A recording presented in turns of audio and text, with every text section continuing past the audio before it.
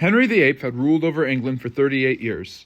He had been a successful and powerful monarch, but had nearly bankrupted the country, and he is most controversial for his many marriages, 2 of which ended up in the wives getting murdered. Despite all of these marriages, divorces, and murders, only 3 of Henry's children survived: Mary, Edward, and Elizabeth. When Henry died, his son, Edward, became the king. Edward was very close to his half-sister Elizabeth, and they both shunned their big sister Mary, who, after Edward died in 1553, became the first English queen. She was also a Catholic, and promised to bring England back to Catholicism, even using violent means with the help of her husband, Philip II of Spain.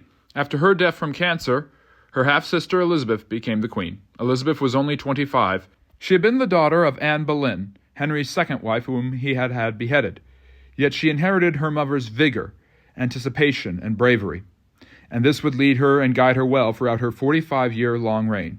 At this time, it was the longest reign of an English monarch in its history, and it is one of the most successful reigns of any monarch in all of history. Despite living in an extremely patriarchal kingdom, when Elizabeth became queen, no one doubted her capability.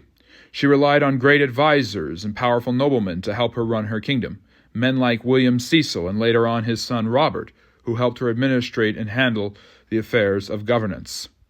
Her favorite, however, was Robert Dudley, whom was a little too married when she first became queen, yet even after his wife died, she chose not to marry. Robert remained a great advisor, court favorite, and friend, yet she never married him. Indeed, she never married, and she spent her entire 45-year reign on the throne hinting at the idea of finding a proper suitor and getting married. Yet she believed that running England was her true obligation, and in many ways you could argue that she was married to her country. The earliest challenges came in the form of religion, as England still struggled with the battle between Protestantism and Catholicism.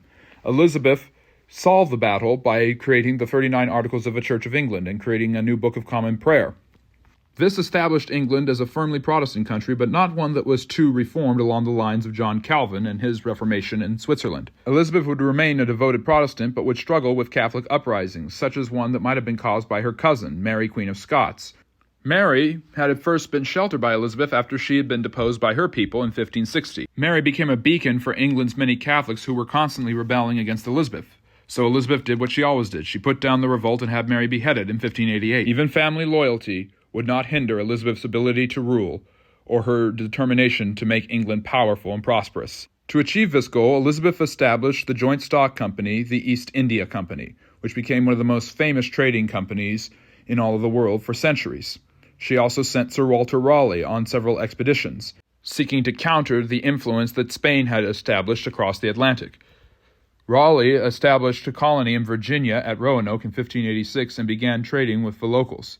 He named the colony Virginia after Elizabeth due to her status as the Virgin Queen who had never married. When Raleigh returned to the Roanoke colony a couple years later, he found it to have mysteriously vanished. Indeed, Elizabeth was very interested in international affairs, global trade, and the Atlantic world. She used Sir Francis Drake as a privateer to take over or sink Spanish ships. Drake was successful at this and continued to thwart the Spanish.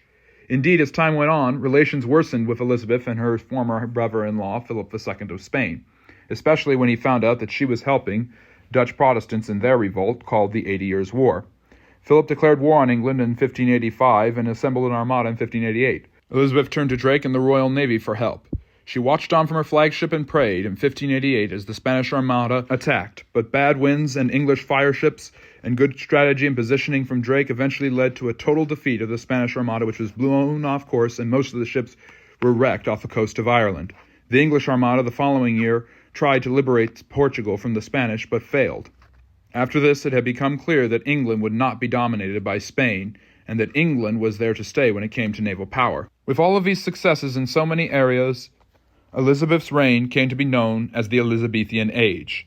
And what an age it was, not just politically and militarily, but also culturally and artistically. Portraiture of the Northern Renaissance became popular, especially of Elizabeth herself, and Shakespeare wrote many of his plays at this time, including Romeo and Juliet, Hamlet, and The Merchant of Venice.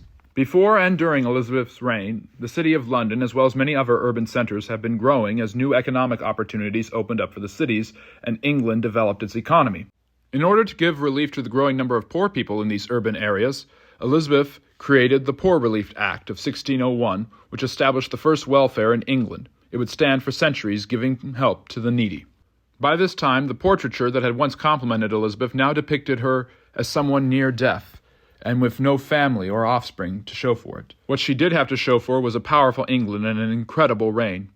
When she died in 1603, she passed the throne along to her nephew, James VI of Scotland, the son of Mary Queen of Scots, who became king, promising to keep England Protestant.